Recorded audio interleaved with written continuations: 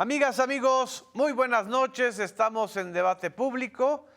Ustedes pueden ver esta transmisión en vivo en esta señal. También les recomiendo que nos vean a través de la señal de la plataforma MX Plus en Canal 14.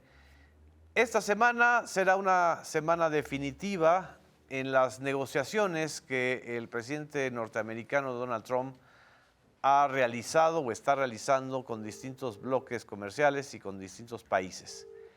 Evidentemente, la negociación con México y Canadá, en muchos sentidos, nos fijará una ruta, por lo menos de aquí al 2026, frente a esta política punitivista que Donald Trump ha articulado como un eje de su llegada, de su segunda llegada a la Casa Blanca para, según él, eliminar el déficit comercial de Estados Unidos, pero en realidad es una especie de neoimperialismo en circunstancias que no ayudan ni a Estados Unidos ni al resto del mundo y mucho menos a sus socios comerciales y en especial a México, que somos, digamos, la economía más integrada a la de Estados Unidos, y al alterar todas estas reglas del juego, pues se alteran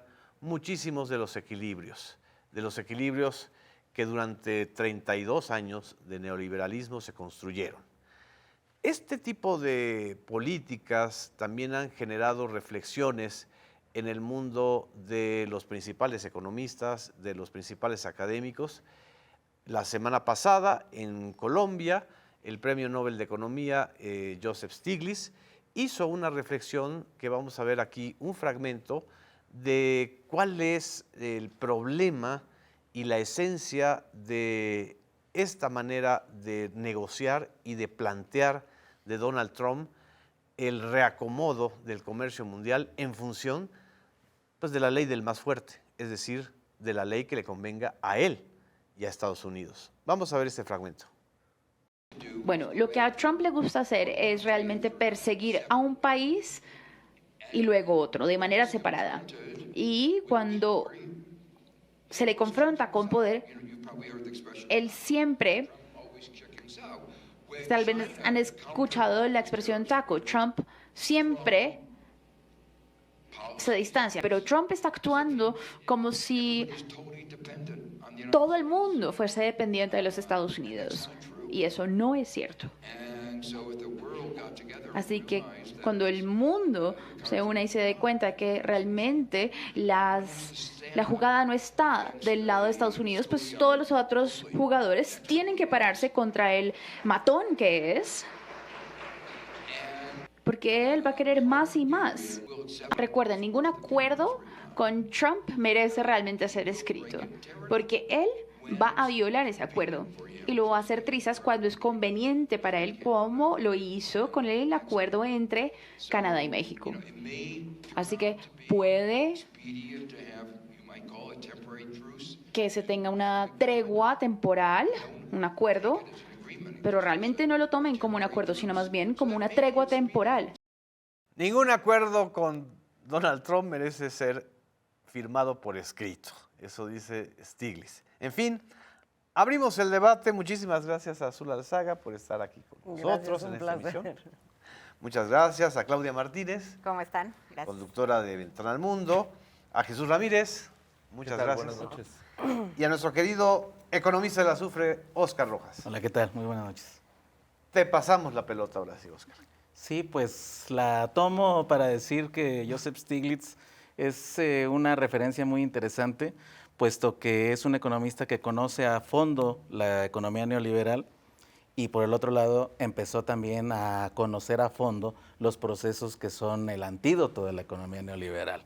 Es decir, uno, mientras es un asunto de deuda, como justo lo estaba señalando con respecto a la economía argentina, la otra perspectiva es de que los países que activan su mercado interno, que deciden reconstruir su fuerza industrial, sobre todo no nada más por la productividad misma, sino por la soberanía, ¿no? Y además en el entendido que estamos en un sistema donde hay un país hegemónico que está emanando diferentes tipos de políticas, tiene que haber una defensa, esa es la soberanía, ¿no? Entonces, el que Stiglitz haya colocado estos temas con plena claridad nos ayuda a ver pues que vamos por el camino correcto, es decir, México está inscrito dentro de este proceso de recuperación, ya digamos que abandonado ya, ahora sí, lo que es la perspectiva o el dogma neoliberal, ¿no? No es el mercado el que tiene la solución, sino que es el Estado, y no solamente el Estado, sino las estrategias democráticas que el Estado puede desarrollar para definir su propio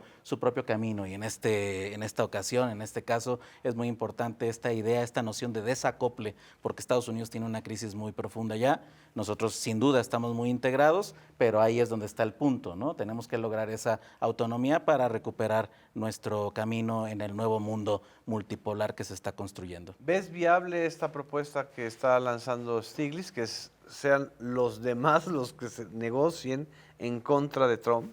Claro, totalmente, totalmente. Sí. Sí, por supuesto. La unión hace la fuerza y además cuando tienes los problemas que devienen de una economía global que se construyó, pues entonces quiere decir que con el vecino tienes las mismas problemáticas, entonces pues hay que resolverla de esa manera. Ya hay antecedentes, ¿no? Los BRICS es una organización ya sólida, pero antes estuvo el G77, la conferencia de Bandung, es decir, los procesos de descolonización, el sur global como concepto es el que se tiene que coordinar, por supuesto, y México siempre ha sido líder en esta materia.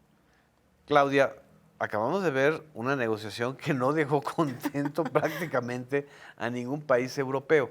¿Cómo podrías caracterizar esta negociación con la Unión Europea, la que acaba de firmar Donald Trump? Sí, el fin de semana, bueno, básicamente pues es esta parte de lo que Stiglitz decía precisamente, de tratar de terminar con esta política de Trump del matón, ¿no? Que se pone como una persona que por una hegemonía de ser como la primera nación, la potencia mundial, pues impone las negociaciones a su mejor conveniencia. Lo que vimos prácticamente en Europa este fin de semana fue, yo diría incluso hasta una humillación por parte de la presidenta de la Comisión Europea, Ursula von der Leyen, que en primera va al terreno, al club de golf de Escocia, del presidente, entonces digamos ahí ya de entrada está en su cancha, ¿no? Porque bien lo pudo haber invitado a una institución, etcétera, no ocurrió así. Vimos también que continuaron las humillaciones ahora con la visita que hace Keir Starmer a las propiedades de Trump, etcétera. O sea, parece él que les está dando la bienvenida a sus territorios dentro del país que ellos tienen, ¿no? Entonces, por principio de cuentas, la forma. Así es. Y ya después, el fondo, lo que se realiza, pues prácticamente es una imposición del 15% de los aranceles para que puedan tener ellos beneficios en negociando con Estados Unidos, una negociación que yo diría que pues básicamente no llegó como a ningún buen puerto, sino básicamente a la posibilidad de que la Unión Europea como bloque pudiera seguir teniendo pues un comercio, digamos, relativamente lo que podrían llamar justo, en medio de un Donald Trump que se vio voraz, con Ursula von der Leyen negociando de manera incisiva, incluso en la conferencia de prensa, en donde estaban hablando de los acuerdos que habían logrado, la interrumpe, le está diciendo, esto fue justo, pero esto fue lo mejor para ustedes, pero esto no sé qué, ni siquiera dejándola hablar, ella como una cabeza de un bloque comunitario de miles de millones de euros que engloba. Ahora también el acuerdo fue finalmente bajar las tarifas a cambio de que haya unas compras pues multimillonarias en cuanto a armas, en cuanto a bienes y servicios, 750,000 millones de dólares, 600,000 millones de dólares en diversos rubros. Entonces es prácticamente como la Unión Europea está cumpliendo los deseos de Donald Trump. Es como una extorsión. Sí, o sea, es como... Y energía, recursos energéticos, por supuesto, que sabemos que después de esta guerra en Ucrania y cómo se movieron los energéticos, pues hay fuentes limitadas de donde pueda conseguir Europa los energéticos con este tema de los gasoductos de Nord Stream. Entonces, pues prácticamente estamos viendo como una negociación forzada a cañonazos de lo que podría ser esta política arancelaria.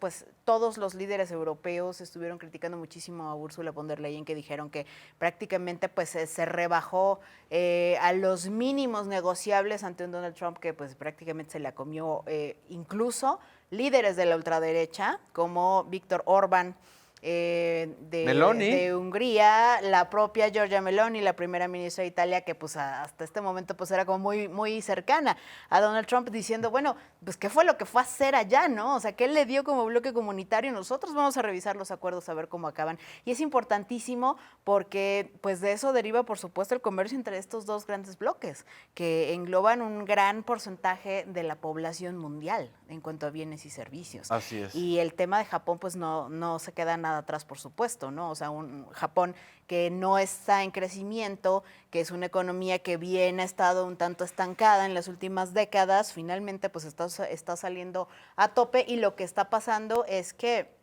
Donald Trump lo está beneficiando con este tema de los autos eléctricos, le da pues un espaldarazo tremendo a la nación del sol naciente con esta cuestión de apoyar, y también ahí pues jugar una carta en contra de los propios ex aliados en Estados Unidos, llámese Elon Musk y Tesla y todas estas empresas a las que ya no les va a dar subsidios, pero sí apoyar a las japonesas, ¿no? Entonces ahora Y la romper empresa el bloque automotriz, de China, Corea, Japón. China, Sí. Corea, Japón, etcétera, estas cuatro Fundamentalmente. naciones que también se unieron ya en la cuestión multipolar, viendo cómo estaba esta cuestión arancelaria impositiva. Así es. Jesús.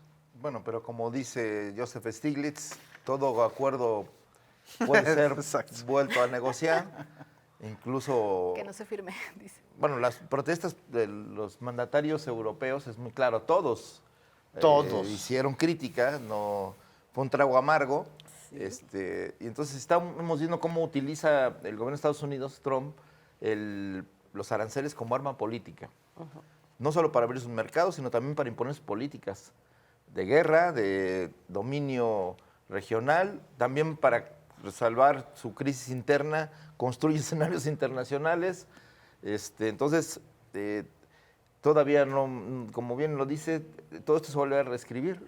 Y, por ejemplo, Japón, que llegó a un buen arreglo aparentemente con Estados Unidos, ahora están repensando lo que acordaron, porque las grandes inversiones que Japón prometió a Estados Unidos, ya Donald Trump está reinterpretando de que, bueno, esos 500 mil millones de dólares que van a invertir en Estados Unidos, pues muy bien, pero las ganancias de esas inversiones, un 90% nos los vamos a llevar nosotros. Entonces, eso ya no es una inversión Las letras chiquitas. japonesa, ¿no? Entonces, es como, mete tu dinero, pero yo me llevo la renta. Entonces, Así eso ya es. no le va a convenir ni a Japón. Entonces, creo que va a volver a abrirse la negociación.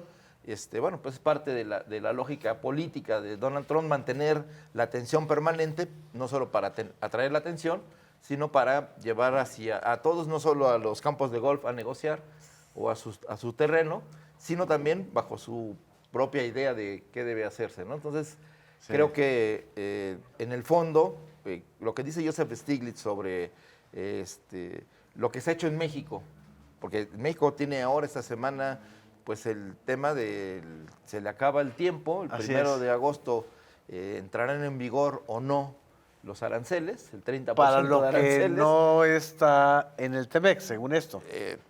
Eso es lo que todo el mundo suponemos. Esperemos que sea así, que mantenga su palabra.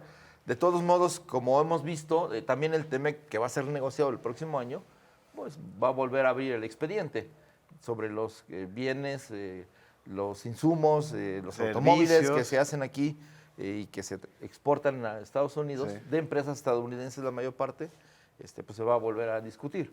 Entonces, pues sí, como China, que está buscando ampliar el plazo de suspensión de aranceles, que vence el 12 de agosto, ahorita su negociación es extender la suspensión. Entonces así van a estar todos los países, creo que de manera permanente, mientras Donald Trump gobierne, Ganando esto va a ser tiempo. la tónica.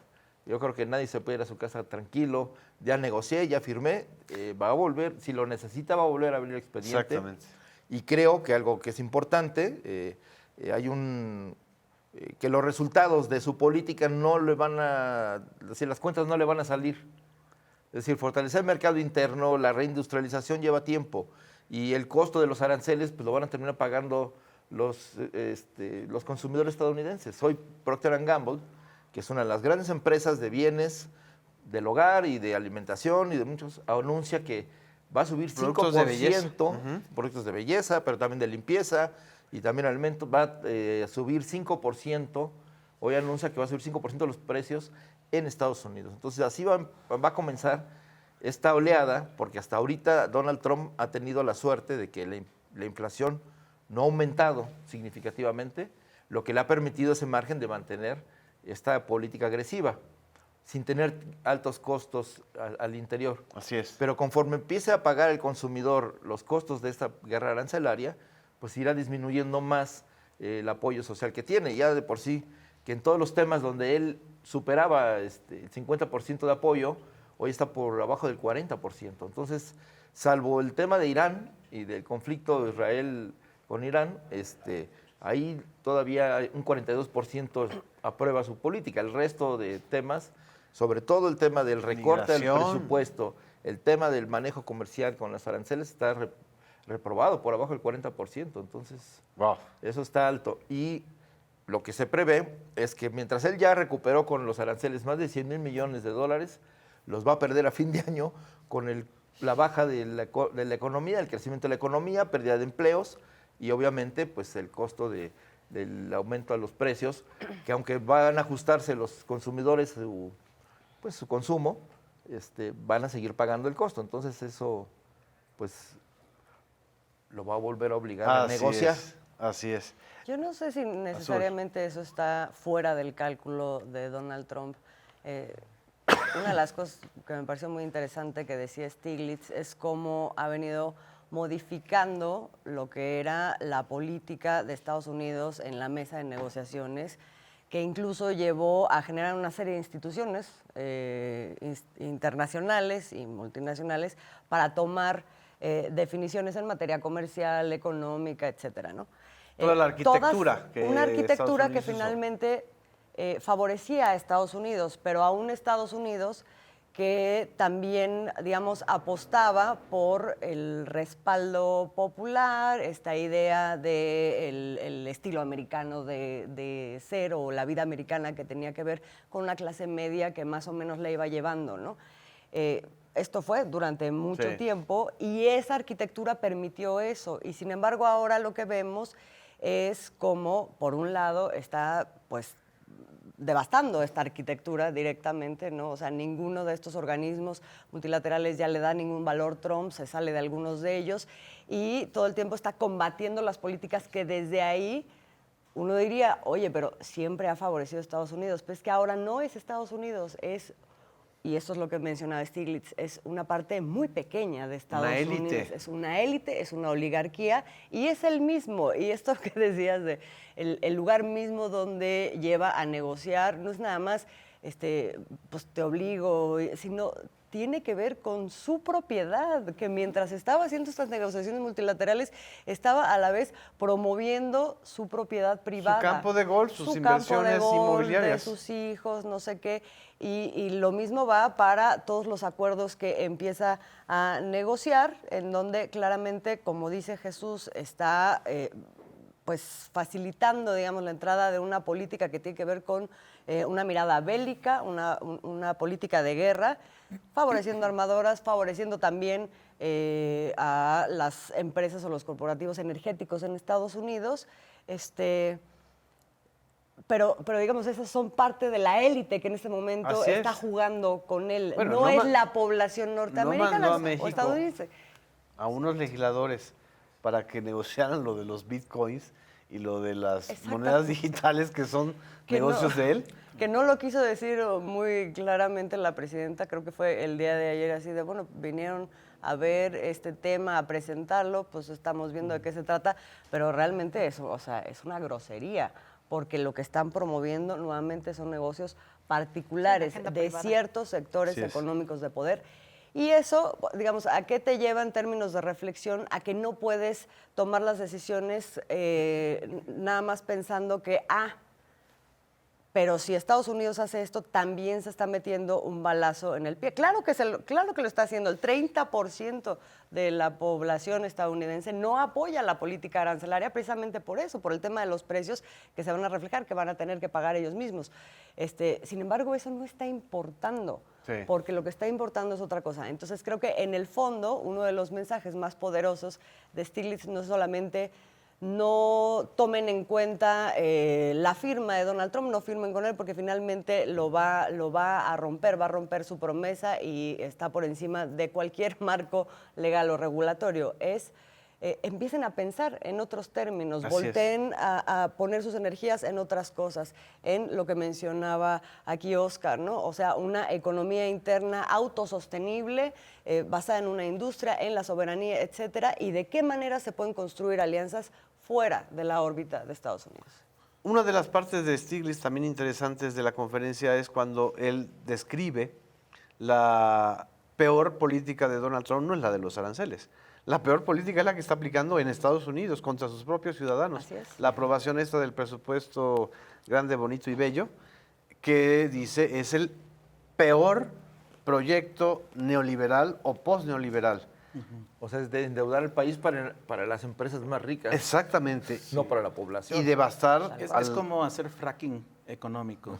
O sea, ya la extracción de plusvalía ya permanente o normalizada existe.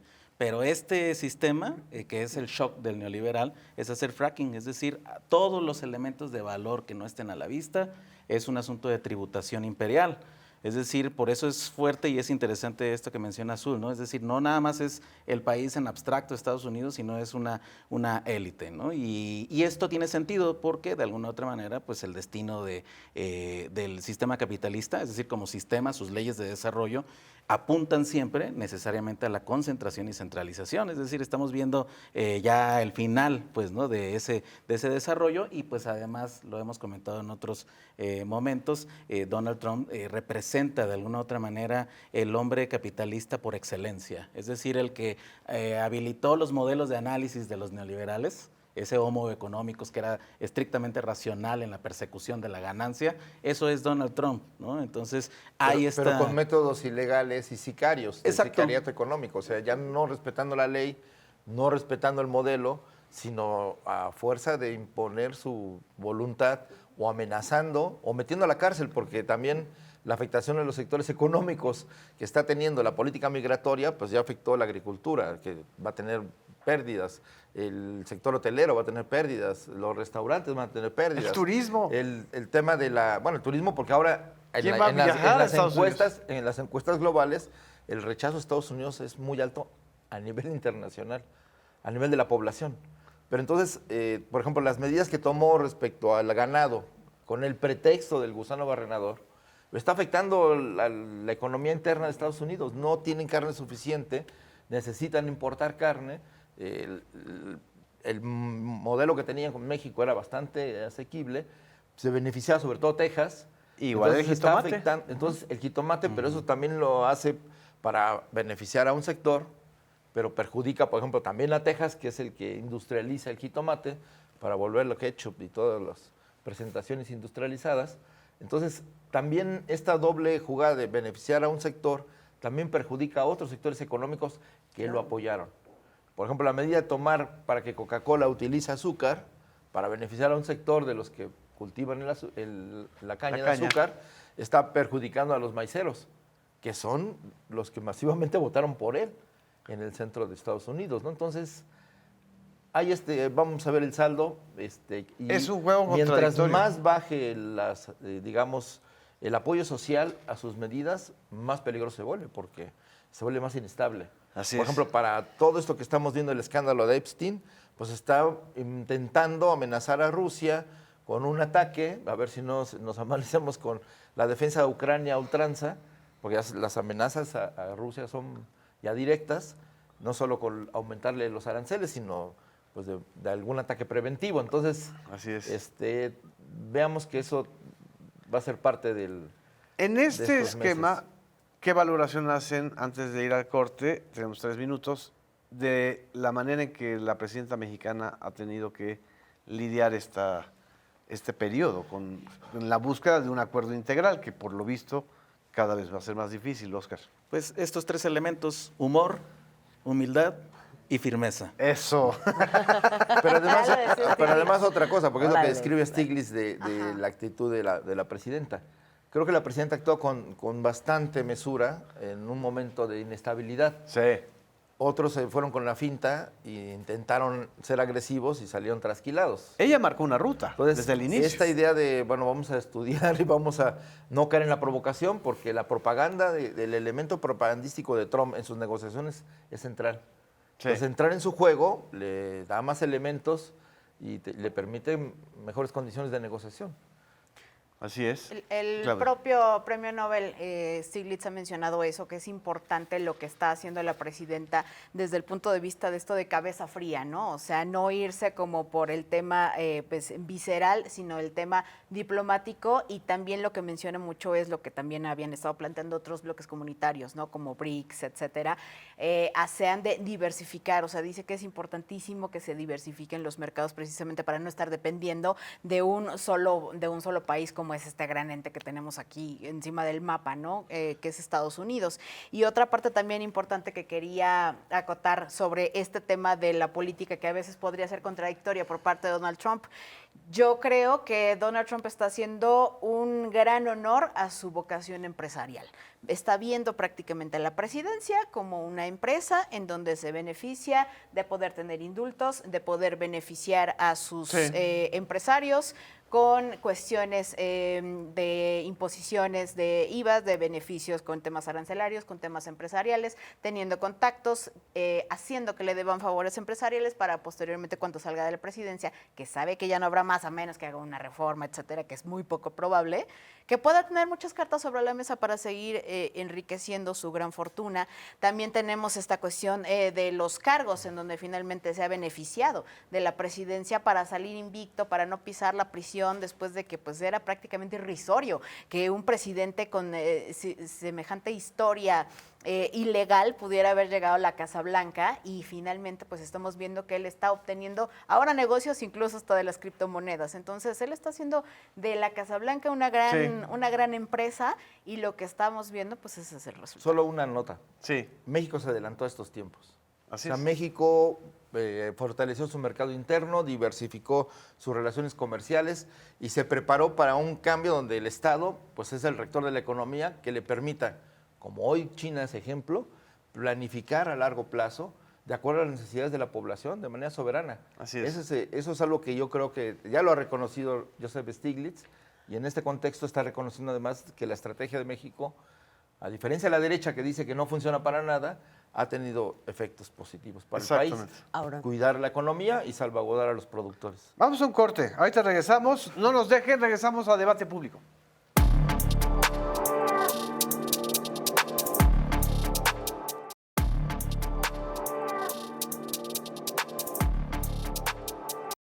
Regresamos a Debate Público. Azul Alzaga nos quería comentar algo también de esta parte del tema Trump y Sí. el papel de México. Sí, nada más complementar tantito una cosa que acaba de decir Jesús, es el hecho de que México se adelantó a este tiempo y efectivamente lo vino haciendo, sin embargo, en un cálculo en donde todo el tiempo se habló de una relación integrada con Estados Unidos. Creo que el sexenio pasado un poco eso sucedió, al mismo tiempo en que se miraba adentro el mercado interno y todo. Creo que a lo que se nos ha obligado en este sexenio y ya con la presidenta Claudia Sheinbaum es a ver fuera de ese encuadre, porque o sea, nadie calculó que hubiera sido tan voraz, ni tan caprichoso, ni tan lo que estamos viendo de Donald Trump con el tema comercial, o sea, de incluso ni siquiera llegar a las negociaciones del TEMEC y más bien así hacerle así a la mesa con todo desde el primer día prácticamente, ¿no? Y creo que la posición de México ha sido afortunada en términos de que, dada esa integración, un montón de sectores en México en el principio estaban esperando, no, sí, hay que conseguir las mejores condiciones con Estados Unidos. Y conforme se ha venido ganando tiempo, creo que el diálogo interno con esos sectores también se ha ido modificando y ha ido ganando capacidad en decir, bueno, tenemos que establecer otras estrategias, ¿no? No como una imposición o como un impulso de la presidenta, sino como algo pues, que evidentemente encuentra un reflejo en una realidad para todos muy palpable, ¿no? Es que además Trump ni a sus apoyadores en México puede darle certeza de nada. Es decir, todavía tenemos estos colonizados mentales en las columnas periodísticas que prácticamente están grita y grita y grita, es que tenemos que someternos a lo que diga Trump, no hay que alterarlo, no hay que no sé qué, hay una lista de funcionarios. Trump lo que está haciendo es la destrucción sistemática del propio capitalismo que lo llevó a donde está. Para ver qué saca de eso. Y para ver qué obtiene. Es el fracking, ¿no? Es el modelo fracking. Pues sería técnicamente el fracking, sin olvidar que la tendencia general, que no es Esa obra es la de Trump, caída. es la caída que Porque viene exacto. natural del sistema desde los 70, cuando se financiarizó.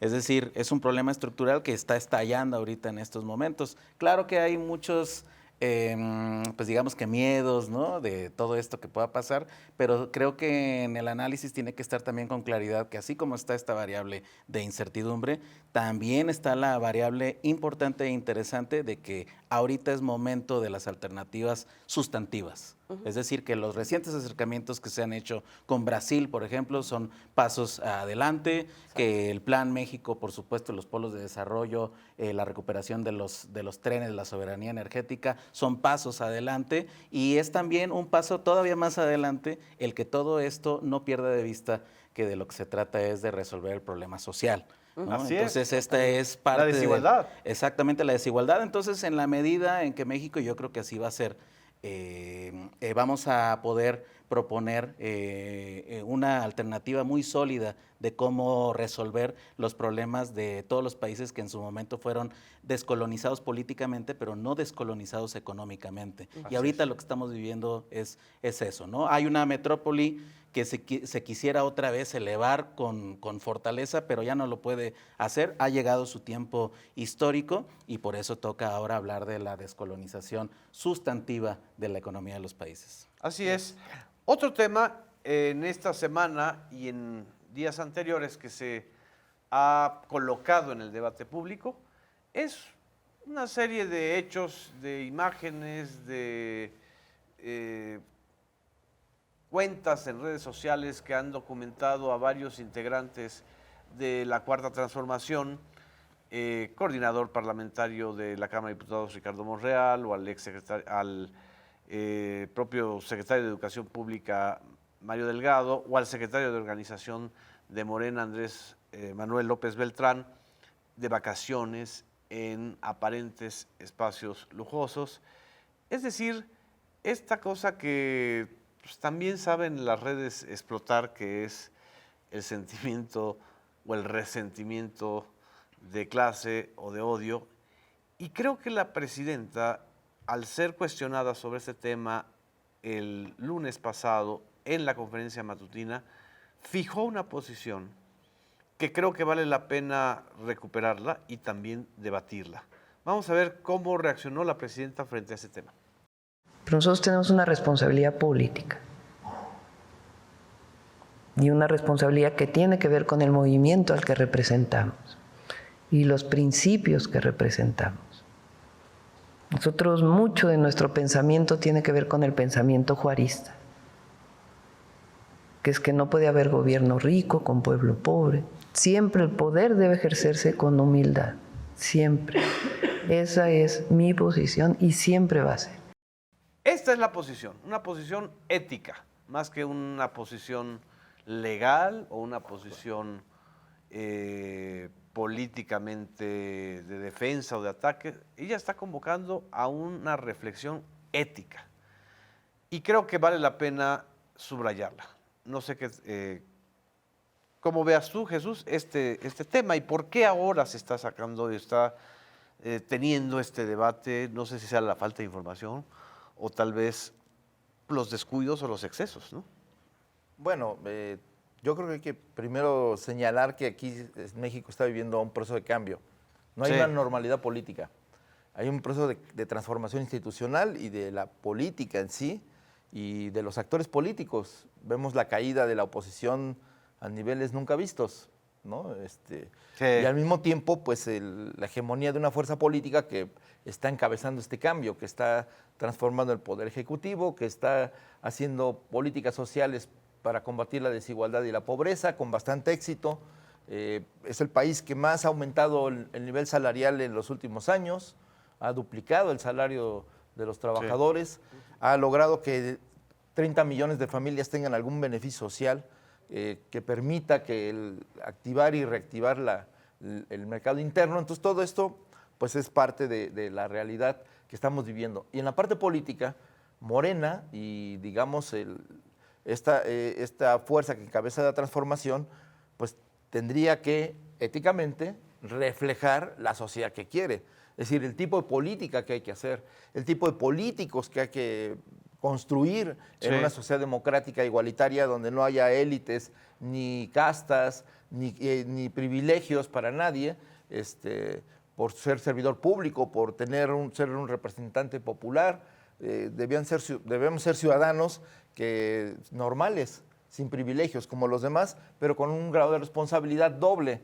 Por eso el estándar es mucho más alto, fuerte y más alto. Se dejó el listón muy alto el gobierno anterior, diciendo que la Morena y la Cuarta Transformación pues representan un ejemplo de cambio a nivel incluso mundial. Entonces, los comportamientos éticos y políticos, obviamente los ciudadanos exigen más que a cualquier político normal.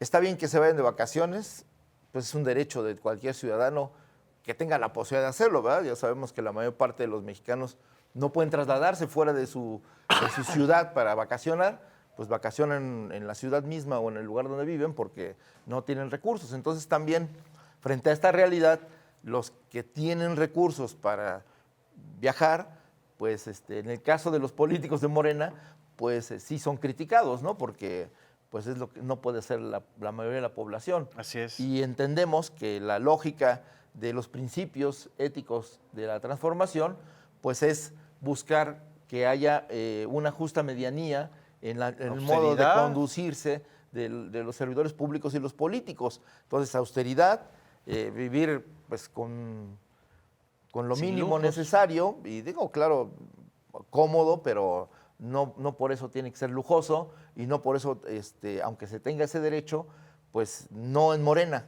Ahí sí hay que decirlo, que es lo que decía la presidenta. En Morena tenemos un estatus ético y político distinto al resto de los políticos, porque así lo definimos, porque representamos la transformación. Entonces creo que eso por eso es tan fuerte la crítica, y que bueno, es válida, porque quien puso el listón fuimos nosotros mismos. Claro. No nos los impuso la opinión pública, y sobre todo el veredicto de la sociedad, que rechazó una clase política corrupta, pero no para encumbrar a nuevos políticos corruptos, sino para construir una nueva representación política democrática. Además se mezcla esto con el caso de la barredora. Es decir, se da en el contexto de una investigación en donde se está documentando y se está confirmando que en Tabasco, durante el periodo de gobierno de la Cuarta Transformación, se enquistó y se enraizó un grupo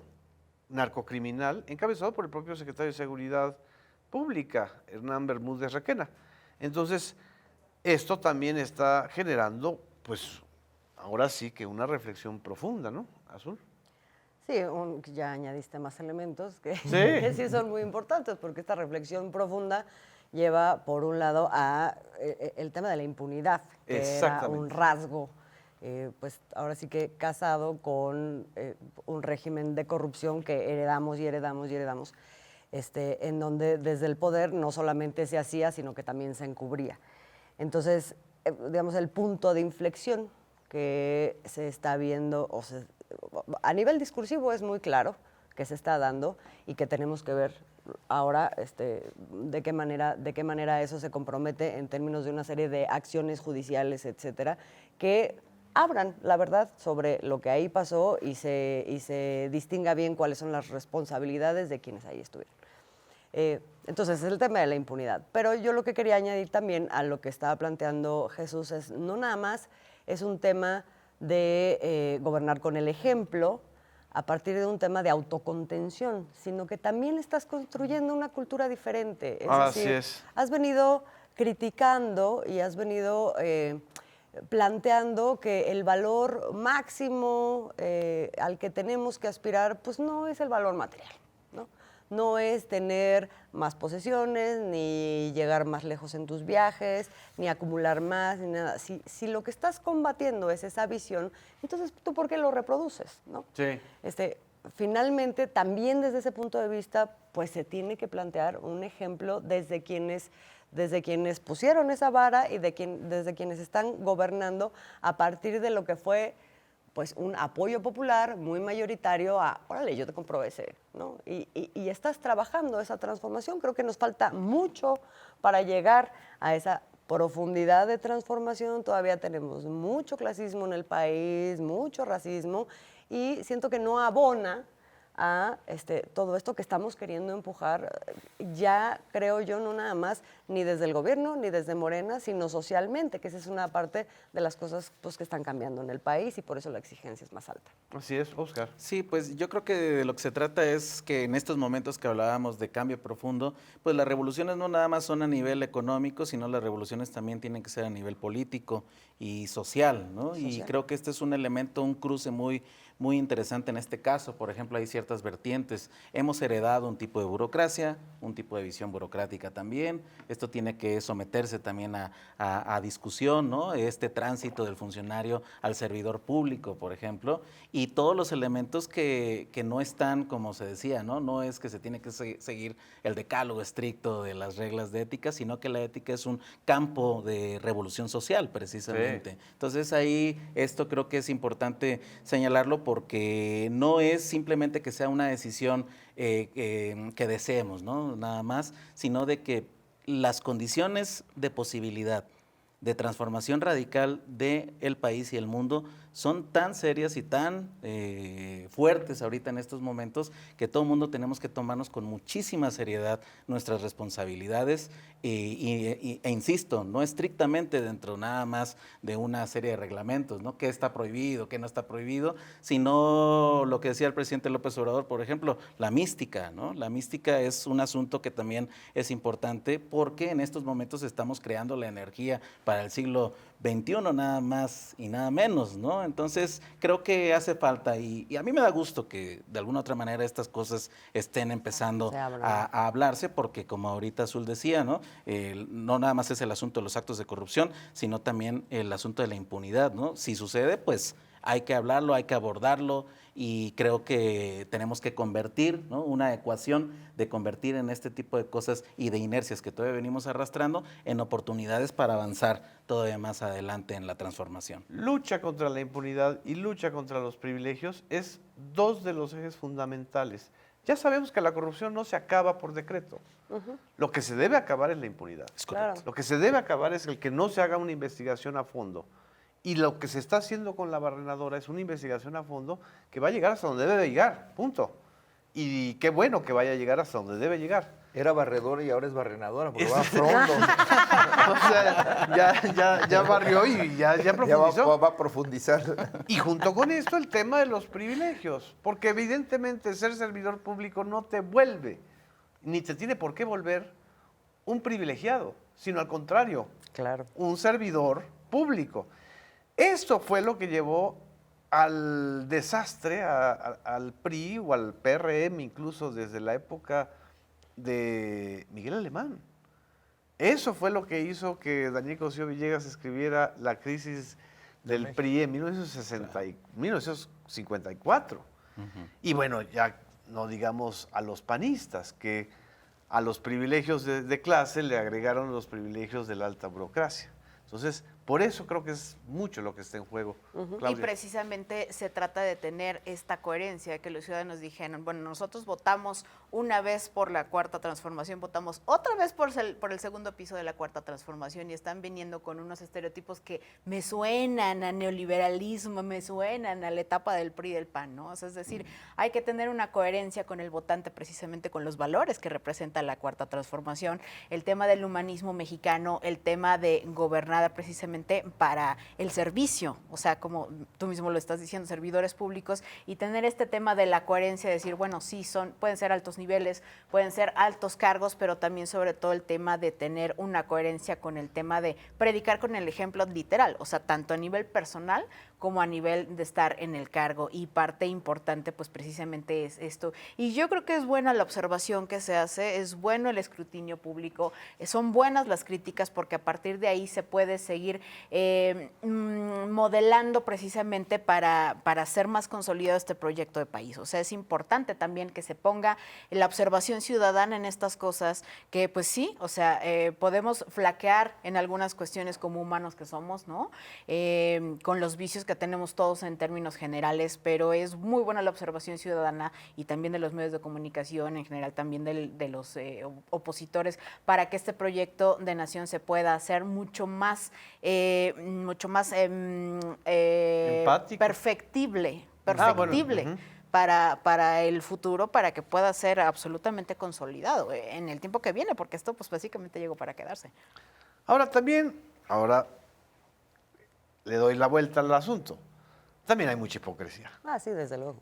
por parte de todos estos sabonarolas que están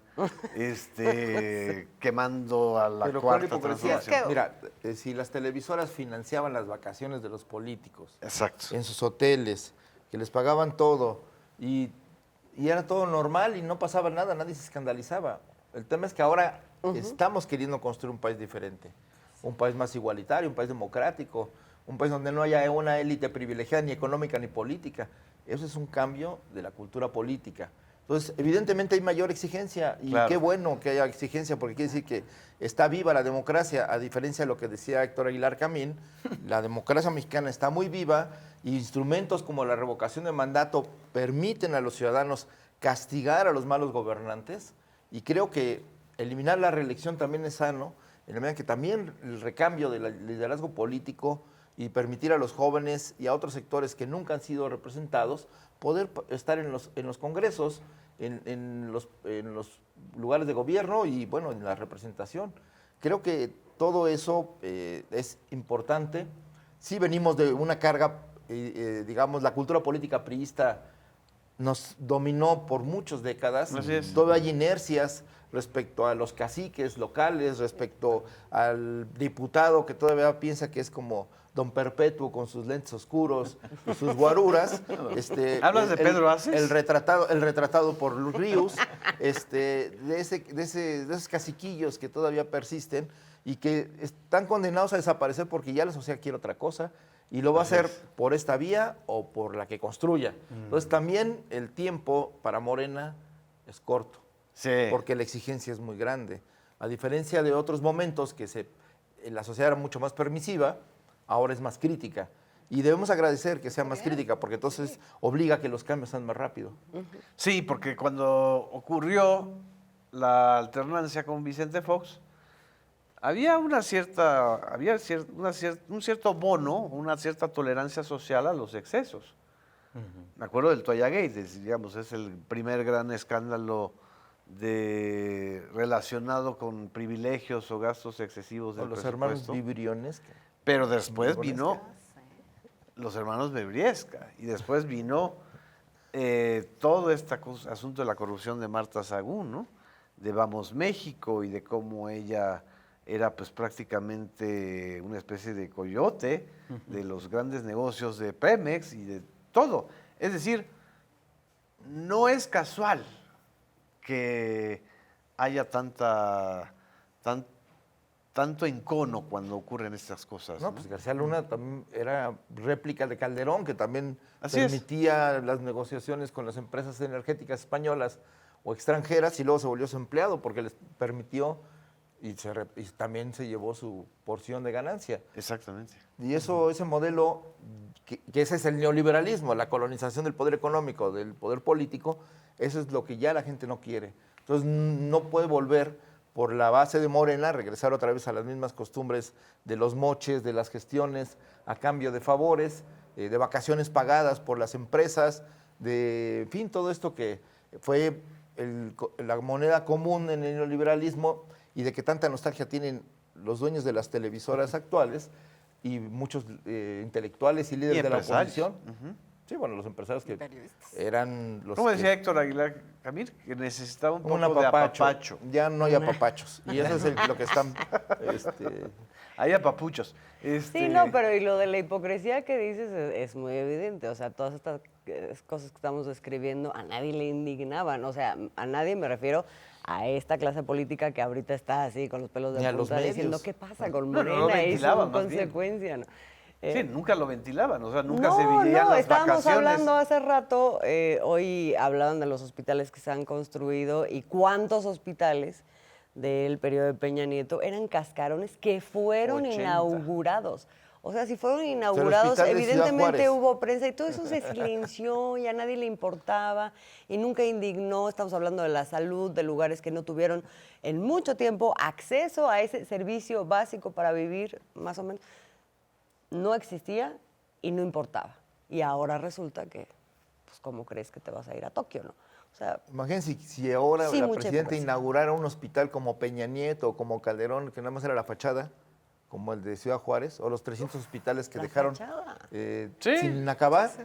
Y nunca vimos escandalizado ni a la intelectualidad, Bueno, ni a la clase política, este ni a las hospital de- televisoras, Ni académicos. ni a los sí. académicos, Ni que académicos. ahora llevan la cuenta de bueno, todo no, lo que porque pasa. ellos también eran muy También los privilegiados. académicos le entraron al encubrimiento del neoliberalismo, digámoslo Sin duda. abiertamente. Bueno, había un neoliberalismo académico, ¿no? Que Totalmente. estímulos y premios Todavía hay a cambio de no algunas hablar cosas. de lo importante, sino de lo superficial y acomodándose al discurso del poder. Es correcto. Y de justificarlo, luego teóricamente también, ¿no?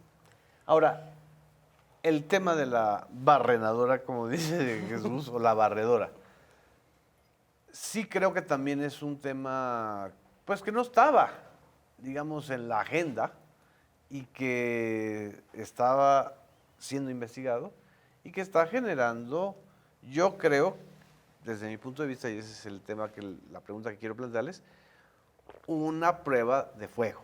Es decir, sí es un caso, no es un caso más, es un caso muy importante, porque ahí está Tabasco, ahí está el ex secretario de Gobernación, ex precandidato, coordinador de los senadores de Morena, y por supuesto, una serie de prácticas que uno hubiera imaginado que ya se hubieran acabado, ¿no? Sí. Pero, o sea, también hay que ponerle la justa dimensión, porque igual la misma prensa que hace escándalos por unas cosas está dimensionando el caso, o sea, haciendo un paragón como el tema de Genaro García Exacto, Luna, lo está escándalo, comparando, lo Genaro está García Luna exagerando. Gate 2, ¿no? Entonces hay que tener la justa medida, por supuesto, que es una Pero aunque cuestión lo fuera, aquí mucho se más está actuando. disminuida. Exacto, Aquí se y está hay grandes persiguiendo, ya se diferencias. congelaron las cuentas, ya el hermano está detenido, o sea, sí se está actuando. Aquí García Luna lo tuvo que Exacto. juzgar en Estados Unidos. No, García en Luna este hubo país. 2 sexenios de Entonces, impunidad.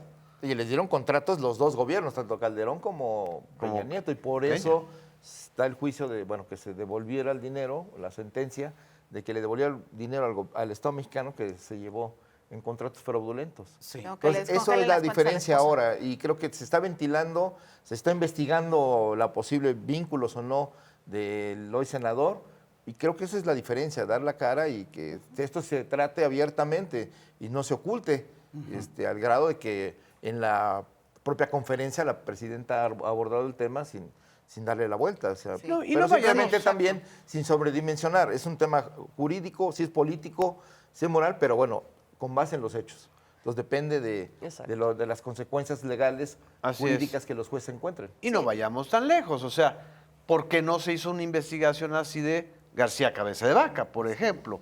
Que tiene todos los ingredientes, incluso a El veces hasta creador de peores. las listas. Ese Ni está en una Washington creando la investigación, ni lista una de los mexicanos. exigencia. No, de mucho nadie. menos del lado del PAN. Del huachicol, estamos hablando del huachicol fiscal, es Cabeza de Vaca uno de los principales responsables en Tamaulipas de esa economía ilegal, de incluso de manera ilegal pasar combustible o crudo a Estados Así Unidos y regresarlo como gasolina, aunque facturada como si fuera aceite, para no pagar impuestos. Entonces, ese sistema fue sobre todo prohijado durante el gobierno de Cabeza de Vaca, ya de manera industrial. Que eso sería lo ideal, que el impulso de la investigación del caso de la barredora sirva también para investigar los casos gravísimos de Tamaulipas, Claro, de Jalisco, Claro. O sea, Enrique Alfaro se fue, pues, como Cabeza si- de Vaca está denunciado. Esperemos que la Fiscalía General de la República actúe para poder profundizar en la investigación y saber pues sus responsabilidades.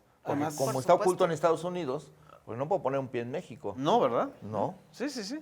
Sí, sin duda, creo que pueden ser temas pues un poco sensibles, ¿no? Porque finalmente se está poniendo también a la 4T bajo el ojo de la observación, pero yo insisto, el escrutinio es positivo, es totalmente Claro. positivo, porque también ayuda, por supuesto, a que estos temas se esclarezcan y a fortalecer este movimiento de la 4T y finalmente también a dar mayor credibilidad dentro de la ciudadanía. Así Me es. parece Sí, crucial. cambiar. No, adelante. Y a identificar sobre todo que, bueno, por supuesto que hay un espectro de carácter jurídico en esto, pero también hay un espectro económico. Es decir, la economía capitalista tiene su reverso inmediato, que es una economía criminal. Sí. Entonces, esto es importante. Que forma porque- parte del sistema capitalista. Así no, es, no está exacto, fuera. forma parte, no es extraeconómico, es la misma estrategia, solamente que no es abiertamente reconocida y que bueno, en el sentido de que estamos transformando el mercado interno y las políticas de industrialización, pues ahí en Tabasco, por ejemplo, pues ahí está la refinería, eso parte del símbolo también de que hay que cuidar, de que en la política industrial también se tienen que resolver esos otros problemas de raíz que son derivados de 40 años de una economía neoliberal. Es decir, hay una serie de delitos económicos que tenemos que empezar a identificar y que han lastimado el ritmo de desarrollo del país, ¿no? Para, obviamente, esto también llevarlo a la reflexión histórica y evitar su repetición. Como los gasoductos que pagamos durante años sin recibir una sola molécula de gas. Ese es el tipo de negocios que dañan el presupuesto público Claro. y que nadie se escandalizó cuando se firmaron. Azul, ¿tú Y querías que, comentar? y que ahí hay que decir también que se ha avanzado muchísimo. Y o sea, el claro ejemplo de que eso está sucediendo es todo lo que ahora podemos ver como programas sociales, infraestructura, que tienen que ver, pues sí, con políticas económicas, pero también con políticas anticorrupción. Esa es la mayor de las medidas que tenemos. Sin embargo, casos como este sí nos ponen en la obligación de poner también ahí un ejemplo como para decir, no, o sea, verdaderamente, no somos iguales y entonces déjenme de usar ustedes también esta cosa de que cualquier cosa que se hace judicialmente es una persecución política. No, no es una persecución política, ni aquí ni allá. Entonces, Es lucha contra la impunidad. así es, Y esa es la esencia de un Estado de Derecho. así es. Muy bien, pues muchísimas gracias a todas y a todos ustedes por acompañarnos en este debate público. Nos vemos en la próxima emisión.